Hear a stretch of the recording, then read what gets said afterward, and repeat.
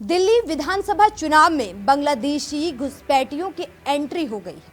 मतलब यमुना फ्री बिजली और पानी के साथ साथ घुसपैठियों को लेकर भी अब राजनीति होती हुई दिखाई दे रही है।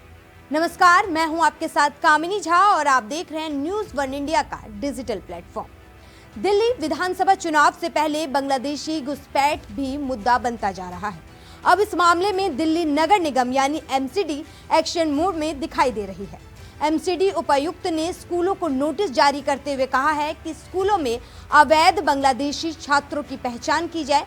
एमसीडी के शिक्षा विभाग को जो आदेश जारी किया गया है उसमें कहा गया है कि अवैध बांग्लादेशी प्रवासियों द्वारा किए गए अतिक्रमण को तुरंत हटाया जाए। ये आदेश एमसीडी के सभी क्षेत्रों को जारी किया गया है। इसके अलावा एमसीडी ने जन स्वास्थ्य विभाग को आदेश दिया है कि ये सुनिश्चित किया जाए कि उन नवजात बच्चों के लिए जन्म प्रमाण पत्र जारी नहीं होने चाहिए जिनके भी माता पिता अवैध बांग्लादेशी हैं। उन बच्चों को बर्थ सर्टिफिकेट ना दिया जाए। इस बारे में उन्होंने 31 दिसंबर 2024 तक की कार्रवाई रिपोर्ट को देने की बात कही है। एमसीडी के आदेश पर आम आदमी पार्टी के राज्यसभा सांसद संजय सिंह ने कहा, बीजेपी के जो प्रमुख हैं जेपी नड्डा, उन्होंने संसद में कहा था कि पूर्वांचली रोहिंग्या हैं, घुसपैठियां हैं। अब एमसीडी स्कूलों में सत्यापन प्रक्रिया करने और अतिक्रमण विरोधी अभियान चलाने को और साथ साथ जन्म प्रमाण पत्र जारी न करने के आदेश जारी कर दिए। बांग्लादेशियों के नाम पर वो पूर्वांचलियों का अपमान करते हैं और ऐसे में ये अपमान पूर्वांचल के लोग नहीं सहेंगे। बीजेपी बार बार यूपी बिहार के गरीबों को अपमानित करना चाहती है। ये आदेश क्यों जारी किया गया है, ये उसी का प्रतीक है। उन्होंने आगे कहा कि बीजेपी जो है वो पूर्वांचली बच्चों को धमकाना चाहती है, झुग्गियों में उनकी दुकानों और घरों पर बुलडोजर गिराना चाहती है। अगर आप बांग्लादेशी और रोहिंग्या के खिलाफ कार्रवाई करना चाहते हैं तो आपको बकरवाला जाना चाहिए। आपको बता दें ये वही जगह है जहां पर बांग्लादेशी जो है घुसपैठी वो और रोहिंग्या जो हैं वो लोग एक झुग्गी बना के, ये पूरे एक तरीके से स्लम एरिया है बकरवाला, वहां पर ये लोग रहते हैं, जिसको लेकर संजय सिंह कह रहे हैं अगर बीजेपी वाकई में कार्रवाई करना चाहती है तो उसे वहां जाना चाहिए। आपको बता दें इसी को लेकर हरदीप पुरी ने ट्वीट भी किया था।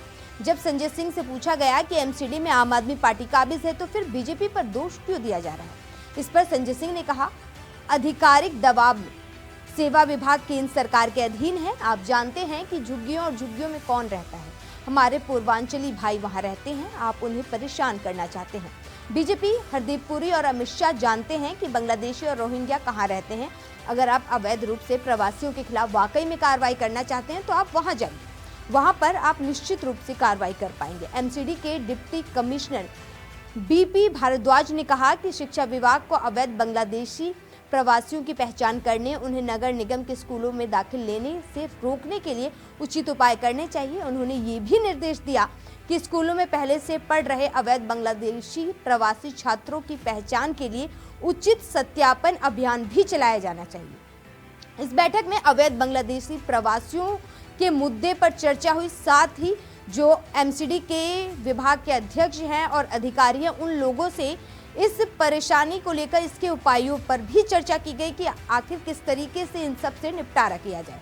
एमसीडी ने जन स्वास्थ्य विभाग को जन्म पंजीकरण और जन्म प्रमाण पत्र जारी करने के दौरान एहतियात बरतने को भी कहा है। उन्होंने कहा कि ध्यान दिया जाए कि अवैध बांग्लादेशी प्रवासियों के जन्म प्रमाण पत्र लेने में रोक लगाया जा सके। इसके साथ ही ये भी कहा कि अवैध बांग्लादेशी प्रवासियों को जन्म प्रमाण पत्र पहले जो जारी किए जा चुके हैं या नहीं, इसकी भी पहचान की जाए और उनके पहचान पत्र का भी सत्यापन किया जाए। ऐसे में अब देखना काफी दिलचस्प होगा क्योंकि जिस तरीके से फरवरी 2025 में दिल्ली में विधानसभा के चुनाव होने हैं और राजनीति लगातार गर्माती जा रही है और अब इसमें बांग्लादेशी घुसपैठियों की भी एंट्री हो गई है और जिस तरीके से देखा जा रहा है और माना जा रहा है कि बीजेपी और आम आदमी पार्टी की जो दिल्ली के चुनाव में कांटे की टक्कर देखने को मिलने वाली है। और ऐसे में जो कांग्रेस की सांसद हैं प्रियंका गांधी वाड्रा, वो संसद में बांग्लादेश में अल्पसंख्यकों हिंदुओं पर हो रहे अत्याचार को लेकर आवाज उठाते हुए एक बैग लेकर पहुंचती है।